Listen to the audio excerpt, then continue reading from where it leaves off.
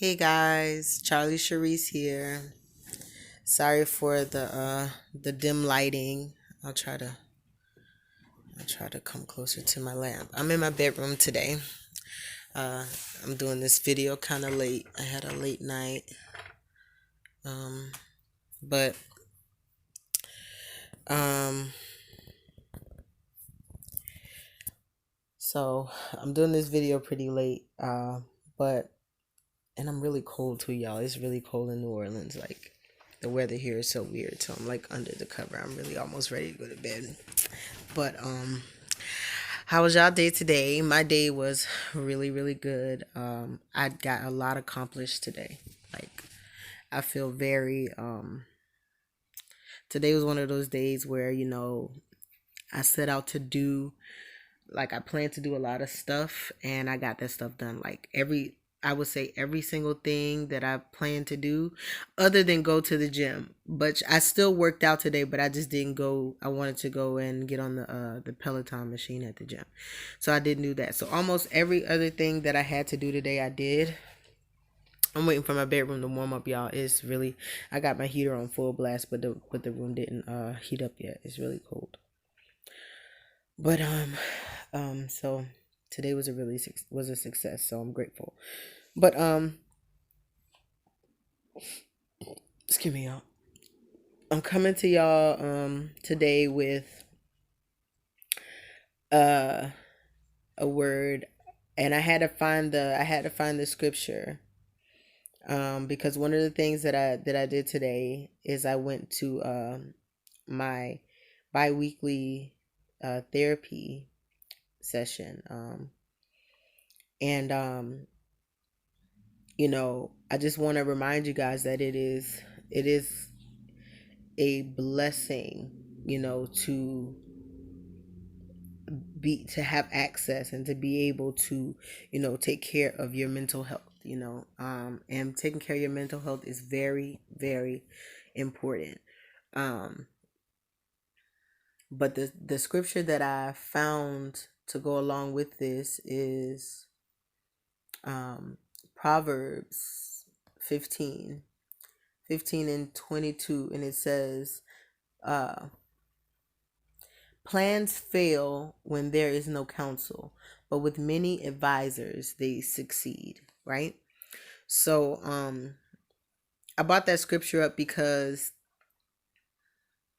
for the longest time, and now it's getting a little better, but for the longest time, especially in the black community, and especially in like the religious or like uh churchy community, um it's just been kind of shunned, counseling and therapy and anything when it comes to your mental health, because you know praying about it is like, pray about everything. God can fix anything, and which he absolutely can. But for those people who need help, God has people that are uh gifted and that he has set aside for us who need, um you know who need help and who need to that extra reassurance of, mental health and mental stability, and there's absolutely nothing wrong with it. um and so it's been shunned for a long time in our community, because we're so strong as black people and we're so resilient. We don't need no shrink, we don't need no psychiatrist and all of that. But I started going to counseling almost 2 months ago, and it's been helping me, because you need that sounding board, and you need someone who can give you sound advice, and it's unselfish. This person, outside of being your counselor, this person has no ties to you. They don't have any interest really in your life. They don't have any investments in your life other than to help you, because that's their job.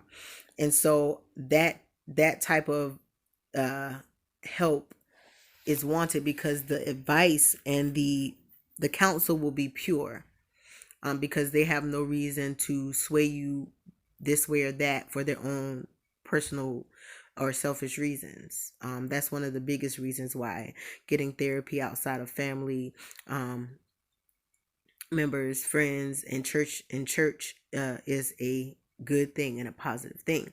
But going back to that scripture, Proverbs 15:22, um, it says, plans fail when there is no counsel, but with many advisors they succeed. So I like this scripture because many advisors, and what it's saying is, more than one. Like, yeah, there's that best friend or that confidant that you have, but you want to get second opinions, third opinions, you get what I'm saying? And you want a lot of wise people around you that are positive thinkers. So yeah, you want to go and tell your mom, you want to tell your parents, if you have a best friend, you want to talk with them, your pastor, you want to talk with him, but you also want to have, a therapy or a counselor who is not, that has no interest in your life necessarily, other than to help you and to be a positive sounding board, because that they are only there to help. They don't want anything necessarily from you, or they're not trying to sway you this way or that way for their own reasons, like it could probably be with your parents sometimes, because they want you to you know uh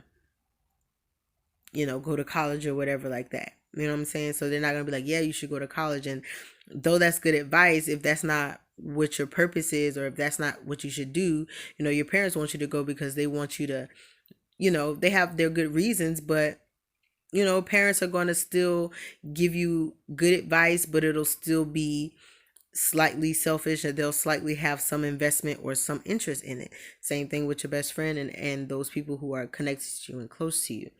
So you know taking care of your mental health is important. That is a part of self-love. It is a part of showing yourself love, and showing yourself gratitude by you know um and just can't, like, your mental health is, when I think about mental health, like, I think your mind. I think, and if you know how they say that a mind is a, how does it go, a mind is a terrible thing to waste. So when I think of my mental health, obviously I pray, obviously I read scriptures, obviously I'm speaking with those people who I'm emotionally attached to and connected with. But then you just need that outside sounding board sometimes, and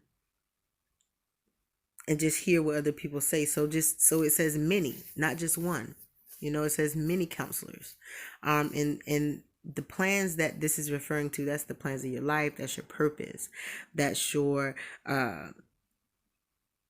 you know anything that you would really need advice on, different things like that. Counselors, they can dig deeper, you get what I'm saying, because a lot of your issues might have to do with some of those people, your parents,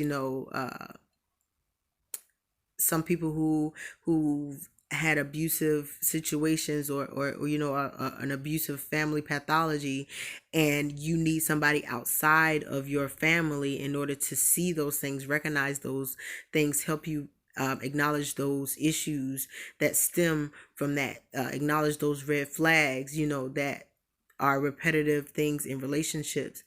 Someone who you can really, who can really help you see things, because sometimes when you're talking with people who are in the same family as you guys have a lot of the same issues stemming from the same places. And so something that you might think is an issue, or something that you might notice, they might, oh, that's nothing, girl, that's nothing, oh, that's, everybody do that, or everybody like that. We just talk loud, we're aggressive, but if it's something that's bothering you, aggression or whatever like that, and you want to speak with someone outside of your family, your counselor could tell you, oh, well, yeah, I mean, maybe that is the way you were brought up, just talking loud, or being verbally abused, with being aggressive and loud and talking down or whatever like that. So that could be your normal, but that is not,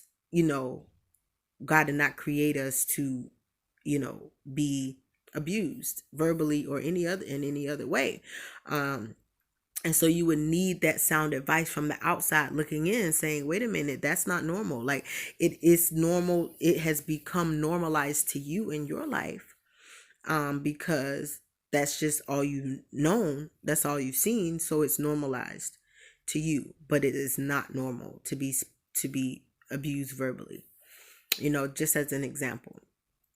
And this person can help you, you know, uh, uncover issues and things that are causing cycles in your life and problems that you're having, and you're not sure, what it's stemming from. And as you talk and as you open up, you know, these people, they're trained to pick up on those things and just bring them to your attention, just bring them up to your consciousness, because a lot of stuff is subconscious, a lot of stuff is suppressed, a lot of things we've been doing our whole life and we don't even realize, wow, where did that come from, how did that even become a part of my personality? And a lot of us think, this is just who I am, this is just how I am, and this is how I am, and that's okay as long as it's not causing you any problems or other people around you, but more than likely it is, and then you want to say, then you want to ask them, so how come this and how come that? And they're trained to pick up those things. Well, you keep going through cycles, and then they'll ask you questions like, well, have you ever been abused or this or that? And it'll get you just to thinking and get those things that have been swept up under the rug in your family and all of those things like that, things that your parents just can't see because they might be one of the perpetuators of a certain issue. um and so you want to be able to break free and have many advisors and many counsels, so that way as you move on throughout your life, as you love yourself, as you care for yourself, as you go out to live your purpose and follow your dream, chase after your dreams or whatever, uh and then you running into certain issues, you can understand, it'll be clearer to you, a lot of clarity happens in therapy. So if you don't have a therapist, or if you don't go to any type of counseling, I would highly suggest that you do, especially if you have insurance and it's on, and your insurance pays for it. um it's of no cost to you. It's no harm in at least trying it out. um just to love on yourself in a mental way, and to take care of yourself mentally, not just physically, not just doing up your hair and doing up your face, and stuff like that. I hope y'all can see me, it's really dim in here. Doing up your hair and your face, which that's a part of self-care too. But you also want to do that inner work in your mind and in your emotions, and love on yourself in that way as well. So going to therapy was one of the things I did today, and that was the first thing I did today. So it had opened my mind up, and it made me really clear, and I really feel like having that be the first thing that I did today, it kind of helped me to carry out every other thing that I had to do. I had a few places to go, some errands to run, uh, and bills to pay and everything like that. And it just my day really flourished. Like it was like if you think of your day like a flower, you know what I'm saying? And it's starting to like open up slowly. Like therapy would have been like the first petal that I had today. And then, and I was like, okay, so I have to do this and I have to go to the store and I got to go check a price for this. And then, so all of these different things that as my day opened up more, it became like a beautiful flower. That's what I want to say. It looked like a beautiful open flower, and gratitude is right there in the middle. I just feel so grateful today because, the day came together so well. And I really feel like it was as a result of me having that clarifying counseling. Start off with like a 30-minute session. You don't have to go in with an hour or anything crazy. Some therapists, they do a half hour. Some therapists do like 20-minute sessions, or if you need an hour to start off with an hour, but self-care, mental self-care, emotional self-care. Love yourself enough to dig deep and to do the work in your soul that needs to be done in order to make you that better person. Reveal some of those things that become a part of your personality simply from trauma. I saw a lot of abuse growing up in my family as a child. I wasn't physically abused by my parents, but I saw a lot of abuse between men and women, wives and husbands, boyfriends and girlfriends, etc. And a lot of times it was the man doing the abusing of the woman, uh, whether it be verbally or whether it be physically. I saw a lot of physical abuse growing up as a child. Not only my parents, I mean, it was throughout my family, aunts, cousins, friends of the family. It was, and as I go through these therapy sessions, I realize that just even seeing that abuse does something to you. It is trauma. As a child, that is traumatic. And as you see it, it normalizes it to you. And so when that type of stuff starts to happen in your life and in your relationships, you don't see the red flags because it seems normal, you know? Um, so that's just a transparent moment for me. That some of the things that you just have to dig deep and do that work and figure out, okay, how come I choose this type of partner, abusive or whatever, because it's normal to you. It doesn't, abuse doesn't raise any red flags to you because this is what you're used to seeing. But you need somebody to tell you, no, that's not normal. That's not good. No one's supposed to mistreat you. No one's supposed to, this or that.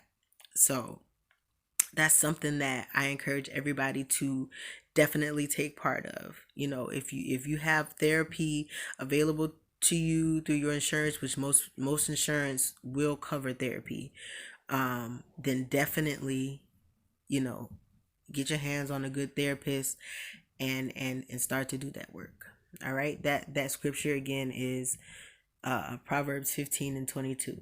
So check that out.